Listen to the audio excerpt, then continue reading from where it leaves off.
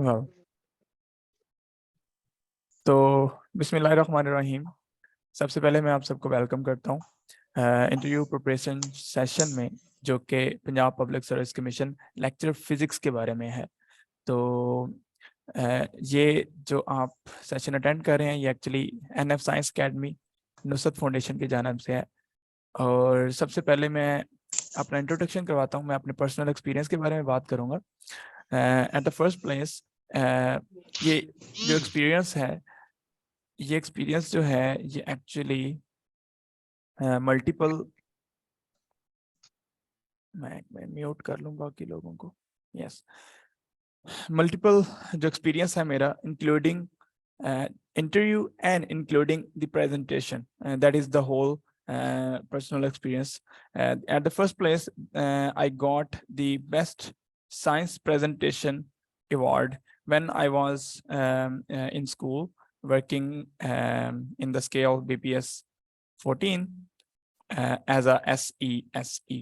Okay, so in the induction training of this job, I got the best presentation award, and after that I just left that job and went for the MPhil from Qaid-e-Azam University. And in 2017 I attempted the lecture physics test from Punjab Public Service Commission, and alhamdulillah I cleared the written test. But unfortunately interview was not very good, so I was not recommended. The test was actually passed. So if your score in interview is greater than 50, then you clear the interview, but recommendation is actually depend upon the merit. So I was not recommended, but the interview was actually passed. And after that, in 2017, I attempted the Pakistan Atomic Energy Commission SPS 8 test. The designation was scientific officer. Alhamdulillah, I cleared both written test as well as interview. And यहाँ पे मैं बताता चलूँ कि जो Pakistan atomic energy commission है उसके दो इंटरव्यू होते हैं, एक आपका सब्जेक्ट और एक साइकोलॉजिकल। अल्हम्दुलिल्लाह वो दोनों क्लियर थे। आवाज नहीं आ रही? आपको आवाज आ रही है? Anyone here? जी सर, आवाज आ रही है। सही। कुछ लोग कह रहे हैं आवाज नहीं आ रही, तो मैं जरा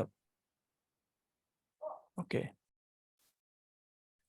So in the same year, in 2017, I participated in the 6th LHC school in NCP, National Center for Physics, and I got the first position in the project presentation at the end of that school. And in 2018, I attempted the assistant manager from Pakistan Atomic Energy Commission, another site of Pakistan Atomic Energy Commission, and I cleared both the test and interview as well. Okay.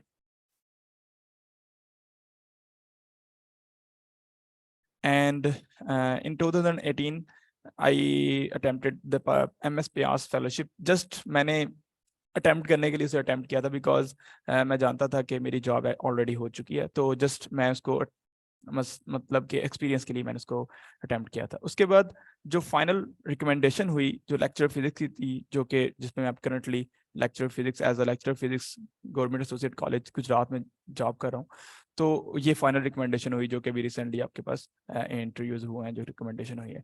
और FPSC का test भी मैंने पहले से दिया हुआ था, जो कि 2020 में हुआ टेस्ट। और क्योंकि आपको पता है कि FSC का प्रोसेस बहुत लेट होता है, तो अभी तक उसका इंटरव्यू मैंने अभी दे दिया है। अभी रिसेंटली कोई फ्यू मंथ हुए हैं, उसमें इंटरव्यू मैंने दिया है। I am waiting for the result, the final result. Okay, that is the whole experience that I shared to you. That is my personal experience, and जो भी मैं बातें करूंगा वो इस एक्सपीरियंस के बेस पे होंगी। तो I think that is enough कि मैं बता सकूं कि इंटरव्यू को किस तरह से प्रिपेयर करना है। तो स्टार्ट करते हैं। ये एक्चुअली मेरी एक फ़ोटो है जब मैं नेशनल सेंटर ऑफ फिजिक्स में प्रेजेंटेशन दे रहा था, और ये मैं कंडक्ट करवाता होता हूँ 4th एनुअल मतलब टैलेंट टेस्ट है ये। तो हर साल मैं टैलेंट टेस्ट कंडक्ट करवाता हूँ, जो कि अब मेरे होम टाउन में ही होता है। तो ये भी वही है, NCP में मैं यहाँ पे प्रेजेंट कर रहा हूँ। और यहाँ पे मुझे एएनशिप्सी एक्सपोर्ट से आए थे यहाँ पे कॉलेज को अटेंड करने, स्कूल को अटेंड करने, तो वहाँ से उनसे मैं चेक रिसीव कर रहा हूँ, and that is the another photo. और ये जो बैक पे हैं ये जुहेब हैं, और ये भी एक्चुअली लेक्चर फिजिक्स हैं, अब मेरे साथ ही रिकमेंड हुआ है। तो ये थी होल स्टोरी, जो जिस एक्सपीरियंस की बेस पे मैं ये सेशन कंडक्ट कर रहा हूँ। तो एक्चुअली ऐसा है कि अगर आपका एक्सपीरियंस नहीं है, so how can you go for that thing.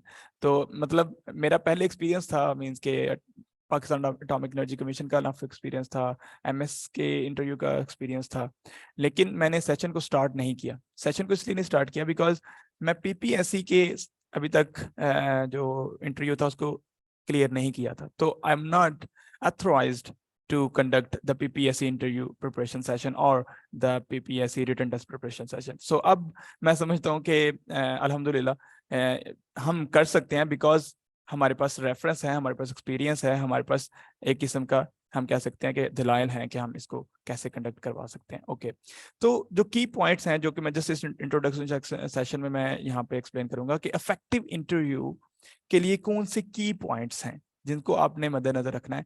The first thing is your dressing, okay, that is the first impression. Okay, so simple सी बात है, अगर आपकी ड्रेसिंग अच्छी नहीं है तो आप at the first place confidence को लूज कर देंगे। और इवन आपने अभी देखा होगा, अगर आप अच्छा सा डिसेंट सा तैयार हुए हैं तो आपकी जो वाइब्स हैं वो भी चेंज हो जाती हैं, आप जरा और तरह से बिहेव करते हो एज कम्पेयर टू अगर आपने कैजुअल कोई ड्रेसिंग की हुई है।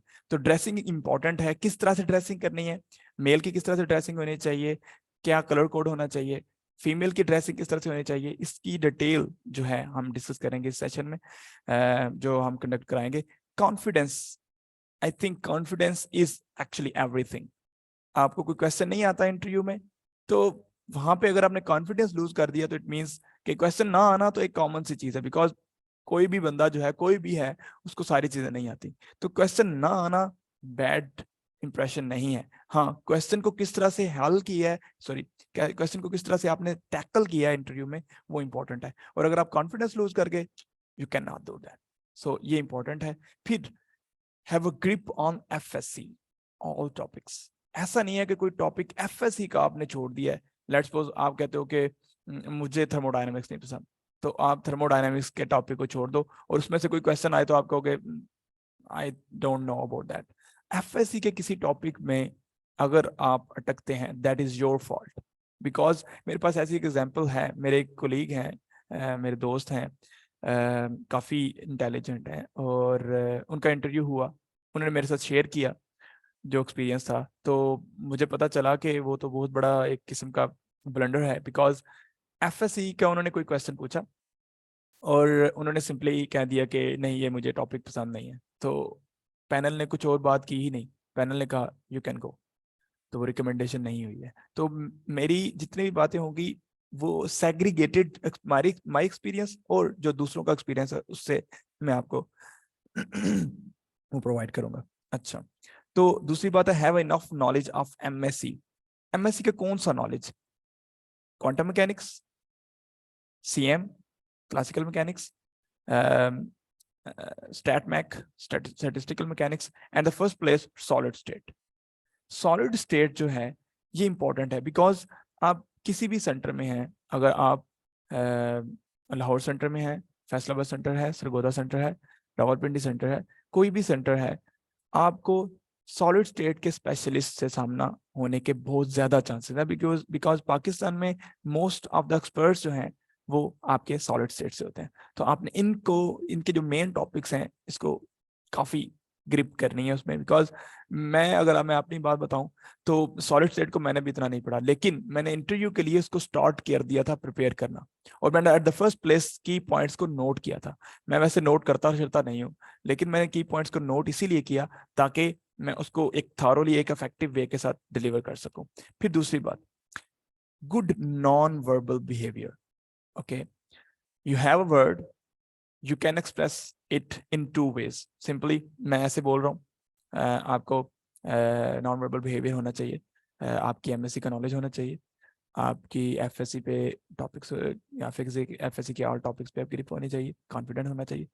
No, that is flatness.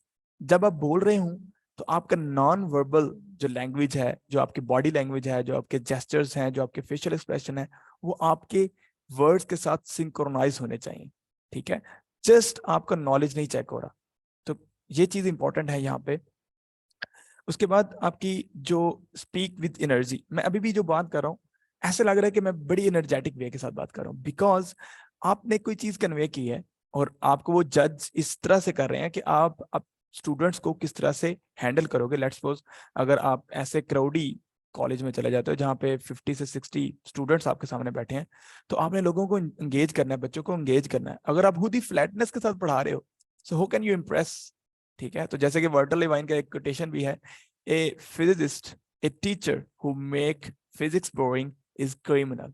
तो ऐसा नहीं करना कि अगर आप रिकमेंड हो भी जाओ तो आप जब फिजिक्स को पढ़ाओ तो आप उसको बोरिंग वे के साथ लेके जाओ। तो उसके लिए मेन चीज है आपका नॉन वर्बल बिहेवियर और speak with energy, that is the thing. फिर जो इंटरव्यू में अगर जर्नल नॉलेज की मेन चीज है उसको देखना है, वो है आपका general knowledge about your birth place, means के आपकी तहसील क्या है, तहसील में कौन सी मेन पॉइंट्स हैं, क्या क्या उसके साथ हिस्ट्री में जो चीज़ें लिंक्ड हैं आपको पता होनी चाहिए तहसील के बारे में। लेट्स सपोज मैं बिलोंग करता हूँ मंडी बहाउद्दीन से और स्पेशली फालिया उसकी तहसील है, तो ये बहुत क्रूशल नेम है, फालिया एंड मंडी बहाउद्दीन। तो ऑब्वियसली अगर आपसे इंट्रोडक्शन में पूछा जाता है कि इंट्रोड्यूस योरसेल्फ और आप अपना तहसील और डिस्ट्रिक्ट बताओगे, तो ऑब्वियसली मोस्ट प्रोबेबल ये चांस है कि आपसे वो पूछेंगे कि आपके मंडी बहाउद्दीन, आपका जो डिस्ट्रिक्ट है उसका नाम मंडी बहाउद्दीन क्यों है, फालिया क्यों नाम है। तो सिंपली अगर आपको ये नहीं पता होगा तो you are actually expressing that you are not social. ठीक है, तो ये नॉलेज आपको बेसिकली पता होना चाहिए। और भी नॉलेज है जो कि हम इंशाल्लाह डिटेल से डिस्कस करेंगे जब हम सेशन को स्टार्ट करेंगे, तो ये चीज़ इंपॉर्टेंट है इस सेंस में। तो नेक्स्ट चलते हैं, ये मेन चीज़ें थी। और इसके साथ एक और इम्पॉर्टेंट है इंट्रोडक्शन। ठीक है, आपका जो इंट्रो होगा वो बहुत इंपॉर्टेंट है। ठीक है, वो हम नेक्स्ट देख लेते हैं उसको। यहाँ पे जो इंटरव्यू सेशन प्लान है, ठीक है, वो उस प्लान में फर्स्ट वीक में इंशाल्लाह हम ड्रेसिंग के बारे में डिस्कस करेंगे, इंट्रोडक्शन के बारे में बताएंगे कि किस तरह से इंट्रोडक्शन तैयार करना है। बिकॉज अगर आपको पता है कि आपके पास जो इंटरव्यू कंडक्ट करने वाले होंगे वो 3 लोग होंगे जो सेंटर में बैठे होंगे। लेट्स सपोज ये टेबल है, तो जो सेंटर में बैठे होंगे वो आपके पीपीएससी के रिप्रेजेंटेटिव होंगे।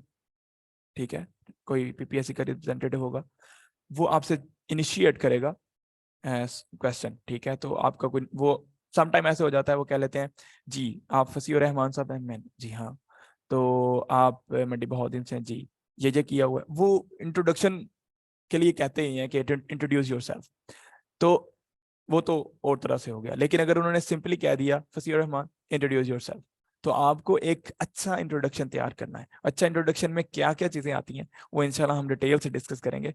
बिकॉज मैंने जो अफेक्टिवली इंट्रोडक्शन बनाया वो मेरे एक फेलियर एक्सपीरियंस भी है 2017 में, उसमें मैंने उस तरह का इंट्रोडक्शन नहीं दिया था। लेकिन 2022 में जो मैंने इंट्रोडक्शन तैयार किया दैट वाज अफेक्टिव इंटरव्यू, और मैंने वो फिर उसको 1-2 बार चेक भी किया और करवाया भी, तो लोगों ने कहा हाँ that is perfect.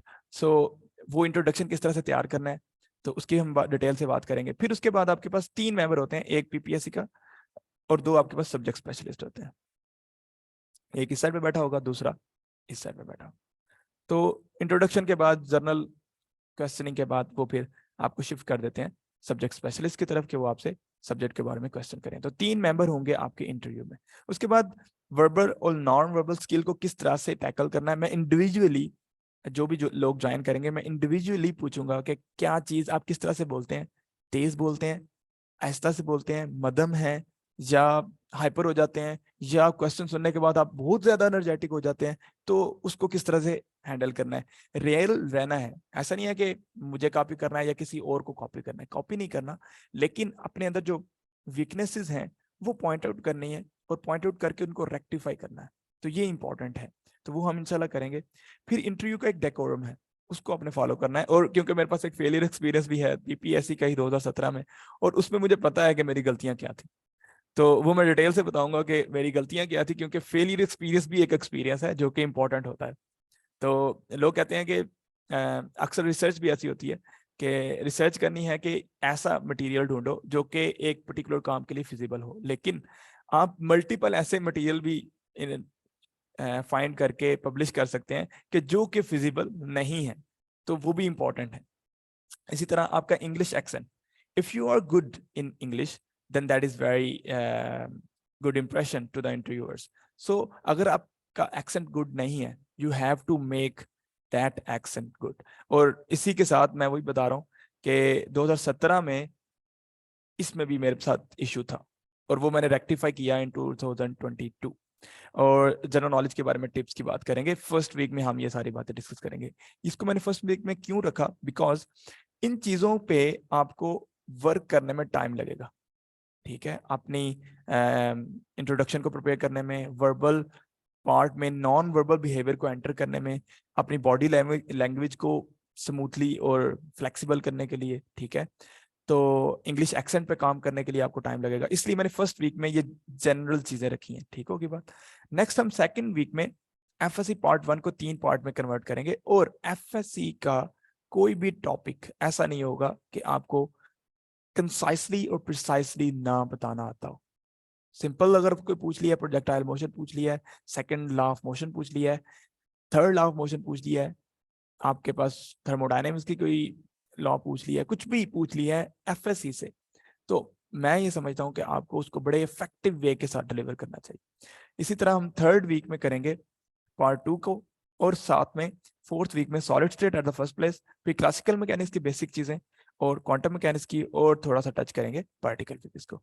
Fifth week में इंडिविजुअल मॉक टेस्ट लूंगा मैं, जो भी लोग ज्वाइन करेंगे इंडिविजुअल मॉक टेस्ट होंगे, और आई होप अगर अल्लाह ने चाहा तो 2 मॉक टेस्ट पर पर्सन होंगे।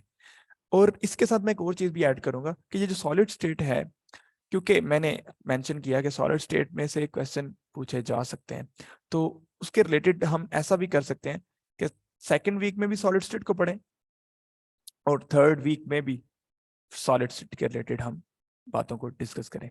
अब ये ऐसा नहीं है, इंटरव्यू ऐसा नहीं है कि आप जस्ट सेशन के साथ लिंक होंगे और उसके बाद आप फ्री हैं। No, that is not the thing. The thing is that जो लोग ज्वाइन करेंगे एक्चुअली उनका 24 आवर की प्रैक्टिस होगी। You have to practise individually in the front of your students, अगर आप पढ़ा रहे हैं इन ए ग्रुप, जो भी आपको क्वेश्चन लगता है कि हाँ ये क्रूशियल है, you can put in the post in the group, and जितने भी पार्टिसिपेंट्स हैं वो उनमें अपनी अपनी कंट्रीब्यूशन करेंगे। इससे हमारे पास एक इनफ एक्सपीरियंस हो जाएगा। जब मैंने इंटरव्यू प्रिपेयर किया था, मैंने 2 लोगों के साथ पैचअप कर लिया था, मैं उससे क्वेश्चन करता था, वो मुझसे क्वेश्चन करता था, और हम 2-2 3-3 घंटे लगाते थे उसको प्रिपेयर करने के लिए। तो अल्टीमेटली ऐसा ही हुआ, मैंने उसको बताया था, मैंने उसको उसकी वीकनेस भी बताई थी, उसने मुझे मेरी वीकनेस बताई थी, तो अल्टीमेटली फिर हम उनको रेक्टिफाई किया। अल्हम्दुलिल्लाह मैं तो रिकमेंड हो गया था। तो बस अल्लाह ताला की मर्जी होती है, तो नेक्स्ट टाइम इंशाल्लाह अल्लाह ताला खैर करे तो मेरे दोस्त भी इंशाल्लाह रिकमेंड हूँ। तो ये मेजर पॉइंट्स थे जो मैंने यहाँ पे डिस्कस किए हैं। तो अब बात कर लेते हैं फीस स्ट्रक्चर के बारे में। तो फीस स्ट्रक्चर सिंपल है, there is only 3000 in this session, for this session. और अगर इन केस अगर आप क्वालिफाई नहीं करते, ठीक है, इंटरव्यू के लिए क्वालिफाई, ठीक है, क्वालिफाई नहीं करते इंटरव्यू के लिए, तो 1000 इज एक्चुअली रिफंडेबल। मैं होप, मुझे उम्मीद तो है, आई होप डैट के ऐसा तो ना हो कि रिकमेंड ना हो, लेकिन रियलिटी इज रियलिटी। अगर ऐसा हो जाता है तो 1000 इज एक्चुअली रिफंडेबल। सो अगर आप कोई क्वेश्चन है इस सेशन, इंट्रो सेशन के रिलेटेड, सो आप मुझसे पूछ सकते हैं। तो उसके बाद जो लोग ज्वाइन करना चाहेंगे उनको मैं बता देता हूँ कि आपके पास इजी पैसा है, आप उसको सेंड कर सकते हैं 034508019996। इजी पैसा भी है और जैज कैश भी है।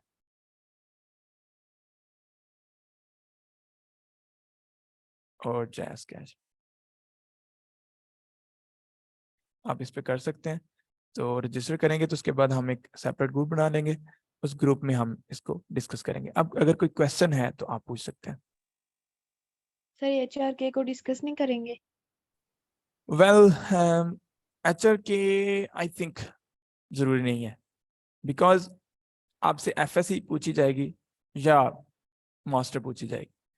तो HRK को, क्योंकि हम जो मास्टर लेवल में देखेंगे ना, वो इनफ होगा आपके इंटरव्यू के लिए, क्योंकि ये इंटरव्यू है, टेस्ट नहीं है।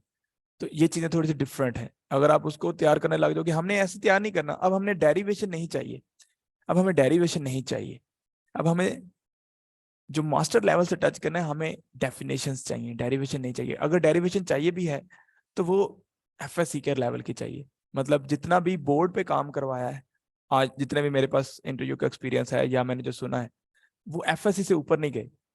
अगर FSC से ऊपर कुछ लिखवाया भी है तो जस्ट सिंपल इक्वेशन लिखवाई है। तो अगर इक्वेशन की बात की जाए तो वो तो हम देखेंगे वहां पे MSc में।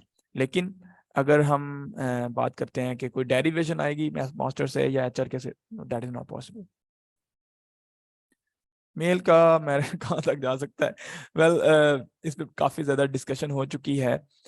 आई होप 50+ होगा, 50+ होगा, क्योंकि सीट बहुत कम है। 50+ होगा ही, इससे नीचे नहीं होगा। यस। फीमेल का सर मेरिट? वेल, फीमेल का मेरिट जहां तक मुझे लगता है ना, क्योंकि सीट्स हैं, तो 43 से अबव होगा। तो आप उसको देख सकते हैं, क्योंकि लोअर लेवल को ही लिमिट करना चाहिए, अपर लेवल का फायदा नहीं है। तो लोअर लेवल 50 है और 43 के राउंड वोट होगा। अब एग्जैक्ट तो वही बात होगी जो कि रिजल्ट आएगा।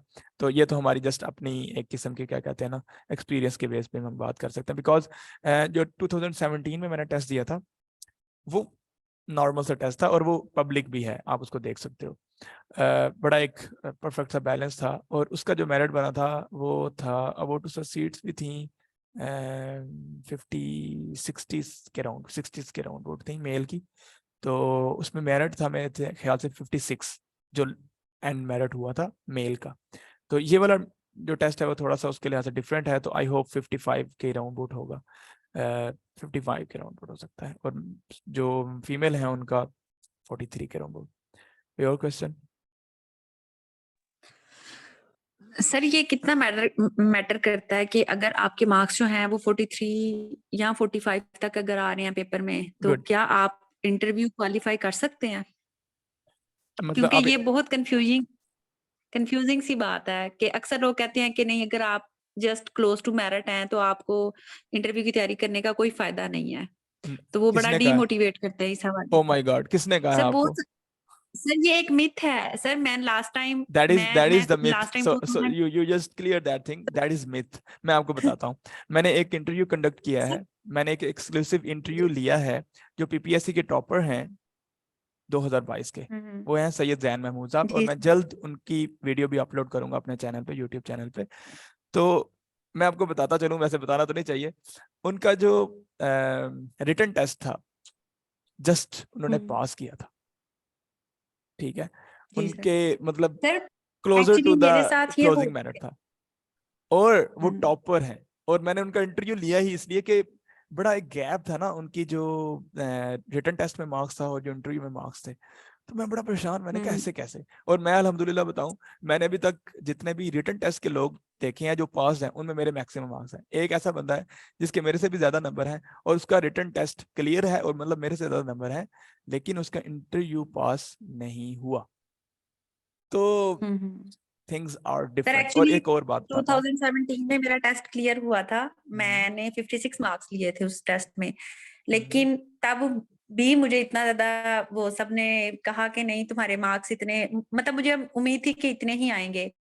तो मुझे सबने कहा कि नहीं, अगर तुम्हारे 60 से अबव मार्क्स नहीं तुम्हें आने की एक्सपेक्टेशन, तो तुम इंटरव्यू की तैयारी ना करो। तो मैंने नहीं की, और मैंने इंटरव्यू में अच्छा परफॉर्म नहीं किया, और unfortunately I was not recommended.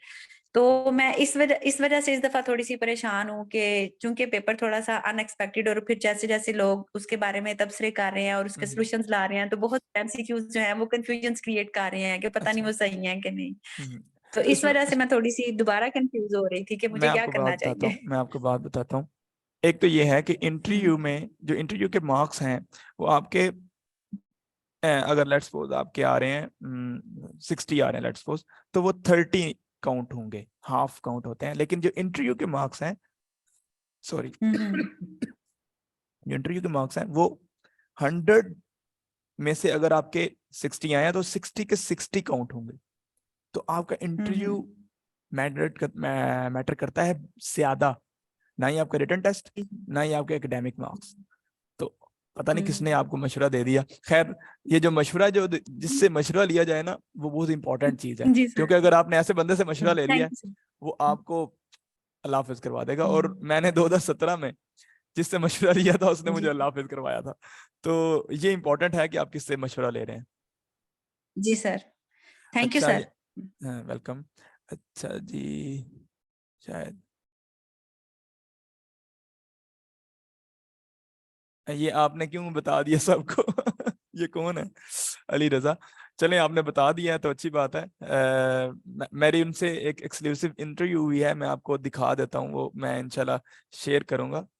मैं आपको दिखाता हूँ उसकी थोड़ी सी जस्ट, ये आपको नजर आ रहे हैं? जी सर। तो ये मेरा एक इंटरव्यू है जो कि इंशाल्लाह मैं कंडक्ट करवाऊँ, मतलब मैं सेंड करूँगा आपको। तो ये बात है। और आपको, ये जो आपने खुद ही कह दिया ये मिथ है, तो फिर ये मिथ ही है, ठीक है? इसका कोई रियलिटी के साथ लेना देना नहीं है। जी सर, इंशाल्लाह I will try my best now this time. Yes, देखिए मैं आपको बता रहा हूँ, ये कौन है? अली रजा कह रहे हैं मेरे पास सबके डीएमसी हैं। अच्छा, तो बात ये होती है कि आपने अपना मैक्सिमम देना है। और इंटरव्यू एक ऐसी चीज है जो कि अनप्रिडिक्टेबल है। यू कैन नॉट, क्या कह सकते हैं ना, कि आप ये नहीं कर सकते कि आपसे किस तरह से क्वेश्चन किया जाएगा। जो आप इंटरव्यू जिनको दे रहे हैं उनका क्या बिहेवियर होगा। समटाइम वो रूड बिहेव करते हैं, समटाइम वो बड़ा पोलाइट बिहेव करते हैं। तो you have to be flexible, ठीक है? तो उसके लिए आपको प्रिपेयर करना होगा। तो जी I sir. I try my best कि मैं जहां तक फैसिलिटेट कर सकूं, तो इंशाल्लाह फैसिलिटेट मैं करूंगा। कोई और जी क्वेश्चन? सर, ठीक है इंशाल्लाह। Thank you sir. Thank you. Sir, yes. How to control anxiety during interview? Well, मैं आपको बताता हूँ। मैंने बताना तो ये था अपने फर्स्ट सेशन में।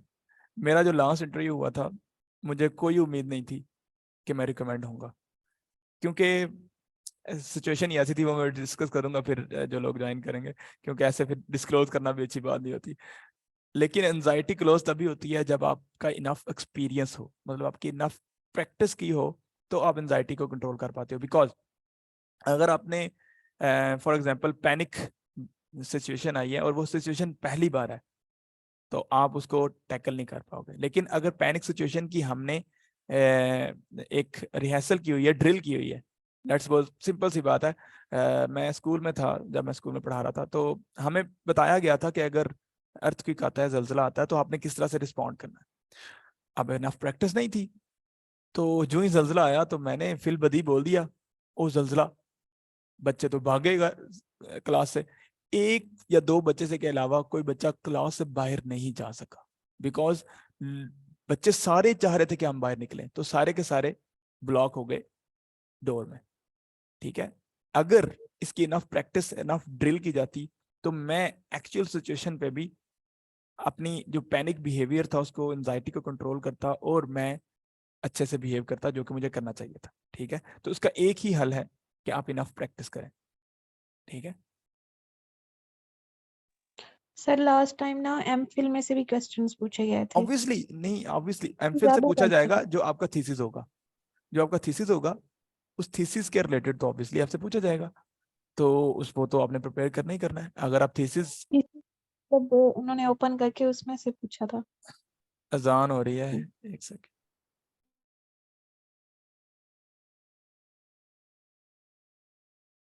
अजान हो रही है, आपको थोड़ा सा वेट करना पड़ेगा। अगर सेशन को रीजॉइन भी कराना पड़ा तो मैं इंशाल्लाह रीजॉइन कराऊंगा।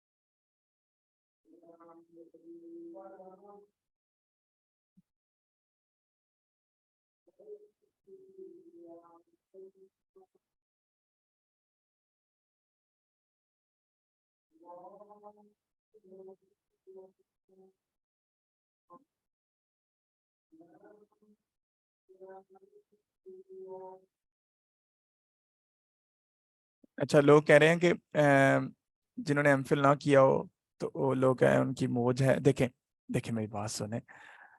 अगर आपने एमफिल किया है, if you did that thesis, तो आपको थीसिस पे ग्रिप भी होने चाहिए, एटलीस्ट इतनी तो होनी चाहिए कि आप अगले को बता सको। इवन अगर स्पेशलिस्ट भी है उसी फील्ड का, तो आप इस तरह से एक्सप्रेस करो कि अगला इंप्रेस हो, ना कि आप पहले से ही डरना शुरू कर दो कि वह ये थीसिस में क्या पूछ लेंगे, कैसे पूछ लेंगे, मैं कैसे बताऊंगा, बताऊंगी।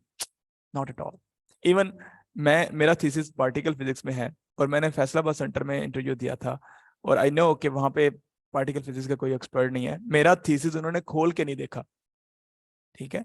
तो आपको अपने आप पे तो यकीन होना चाहिए ना एट द फर्स्ट प्लेस। तो इंशाल्लाह वो चीजें हम डिस्कस करेंगे और उसको हम प्रैक्टिस भी करेंगे, ठीक है। मैं यहाँ पे हूँ, तो अल्हम्दुलिल्लाह। पहली बात तो ये। अच्छा, एक और बात यहाँ मैं बता दूं, आपने दुआएं जरूर करवानी है, क्योंकि हम चल एज अ मुस्लिम एक बिलीव करते हैं कि जो दुआ है ना वो आपकी तकदीर को बदल देती है। तो तकदीर को बदलने का मतलब ये है कि आप अभी से दुआ करें, अभी से प्रैक्टिस करें। अगर आपने मेहनत नहीं की तो आप दुआ के तलबगार हैं, दैट इज नॉट गुड। तो अगर अपने हिस्से की मेहनत की है तो फिर बाकी जो बातें हैं वो अल्लाह ताला के ऊपर छोड़ देनी चाहिए। हाँ जी, थीसिस लेके जाना है। थीसिस नहीं लेके जाना तो उन्होंने कहा थीसिस किया किया किधर है, तो वो फिर बैड इंप्रेशन जाता है। थीसिस लेके जाना है।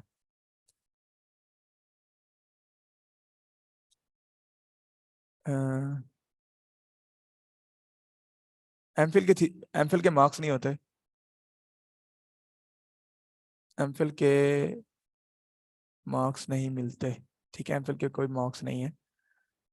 वो आपकी जस्ट मास्टर लेवल तक की डिग्रीज जो हैं वो कलेक्ट करते हैं। बाकी वो रख लेते हैं कि जितने भी आपने बाकी कारनामे किए हुए हैं ये अपने पास रखें। जो रिकमेंड होने के लिए जो मिनिमम क्राइटेरिया है, बस उसी की वो डिग्री जो है ना वो कलेक्ट करते हैं मास्टर लेवल तक। कोई और क्वेश्चन? तो सर ये जो मेडलिस्ट हैं, मींस जो टॉपर्स हैं, उनको कोई वो होती नो, है, ये नो। फेवरेबल है? हाँ, इसके कोई मार्क्स नहीं है, but you can make a good impression at the first place in the introduction. Okay, you are a gold medalist or silver medalist or bronze medalist, and you did something, you did that, and you did this, ठीक है। तो आप introduction में उसको express कर सकते हो, तो जो कि अच्छा होता है, लेकिन उसके कोई इंडिविजुअल मार्क्स नहीं है।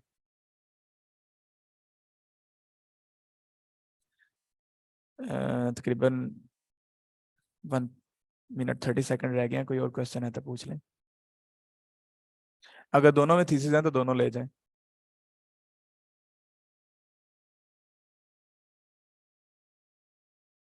और कोई क्वेश्चन?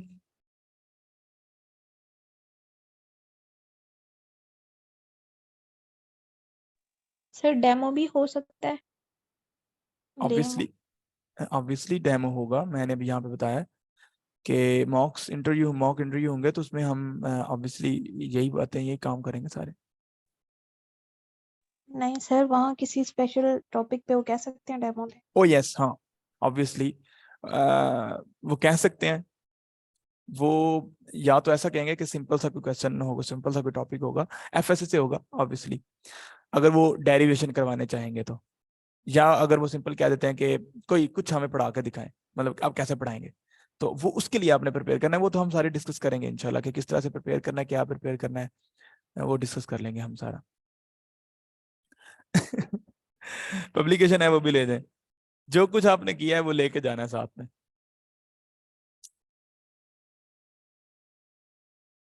सर अगर आपका थीसिस भी पूरा नहीं हुआ हुआ और आपकी पब्लिकेशन अभी बहुत फर्स्ट स्टेप पे है तो फिर क्या करें? पूरा नहीं हुआ तो लेके जा कैसे सकते हैं? तो अगर पूरा नहीं है आपके पास तो आप क्या मतलब एक दो चैप्टर उठा के ले जाएंगे? तो ऐसे तो मतलब पॉसिबल नहीं है। अगर आपकी अगर डिग्री कंप्लीट नहीं है तो ऑब्वियसली नहीं जरूरी है इसको लेके जाना। सर जिसने कुछ नहीं किया तो बस खुद जाए